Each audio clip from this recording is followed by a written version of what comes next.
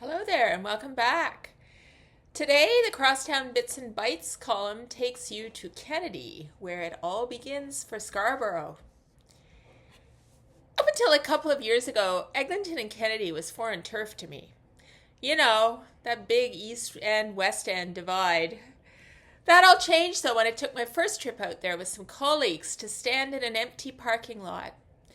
We were almost scared to say out loud why we were there, lest we jeopardize the chance that the site would become the first large-scale co-op housing development Toronto has seen in 3 decades. Kennedy Green Co-op. It took another year for the finances, design, and planning approvals to fall into place before the co-op's groundbreaking last fall.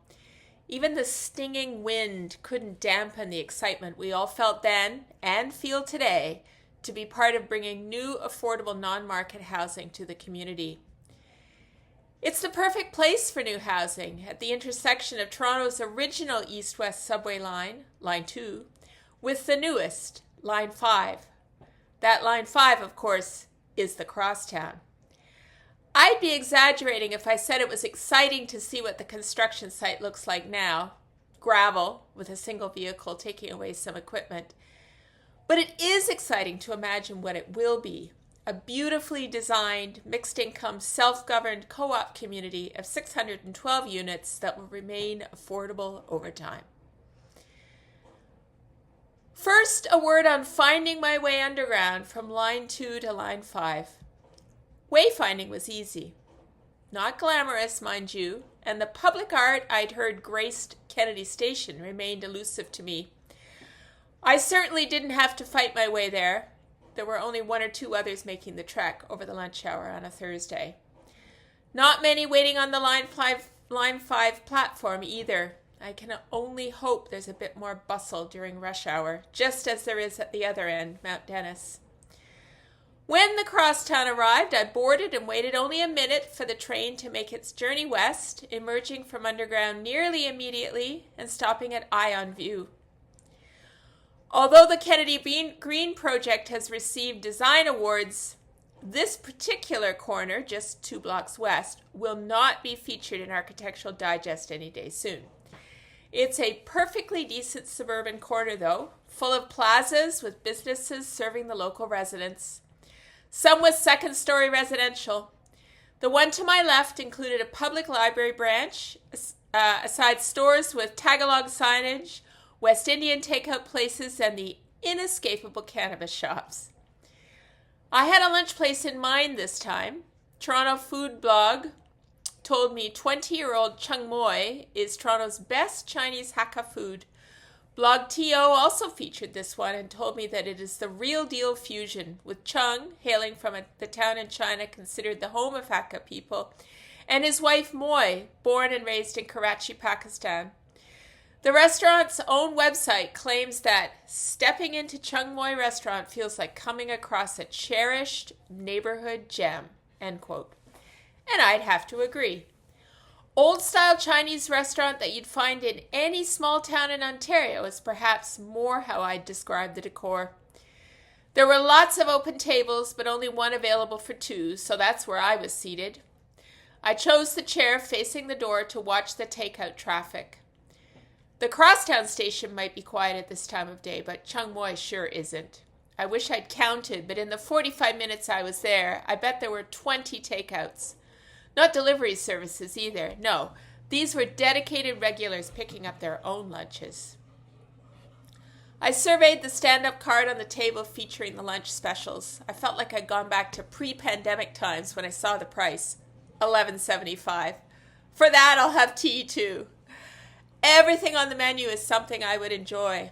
I was torn, though, because I really, really like fried rice. And they had a chicken masala version. I went for that. Next time, though, I'd pick chili chicken, the choice of almost everyone who came through the door for takeaway. The massive portion arrived with lightning speed. Chicken, dark meat primarily, as I prefer. Egg, green peas, green onions, and the odd cardamom pod nestled among grains of shiny yellow rice.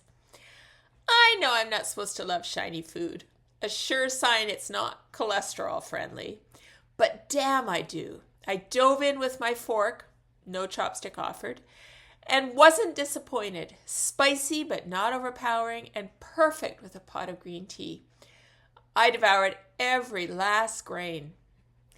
As I cashed out at the counter, I noticed the camaraderie, not just among the women working there, but with the others paying ahead of me. There's a warmth in this kind of place that you can't find in a chain. I also couldn't help but comment on the sign behind the cash. A woman's strength is in her tongue. I'd figured out Moy was processing my visa, so I asked if that sign was hers. She smiled and laughed. Yup. While she declined being in the photo, she was certainly very happy to have me photograph her sign. She said she worked for her husband? Right. I think not. I continued along Eglinton toward the Kennedy station, past another plaza, this time with bigger stores like No Frills, Shoppers Drug Mart, TD Bank, and Dollar Tree, all essential for the community and the new households that will arrive now with the better transit. I entered the Crosstown surface entrance on the south side of Eglinton and descended toward the tracks. Loud music got my attention, coming from a store halfway down to track level. While I've seen spaces for retail in some of the other Crosstown stations, this was the first time I'd seen one occupied. Along with the boombox designed to attract me, racks in the corridor displayed cute tops and discount bed linens. The business owner stood in the hallway too, hoping to lure me in. He and his wife opened the store in February, 18 months later than they'd expected to.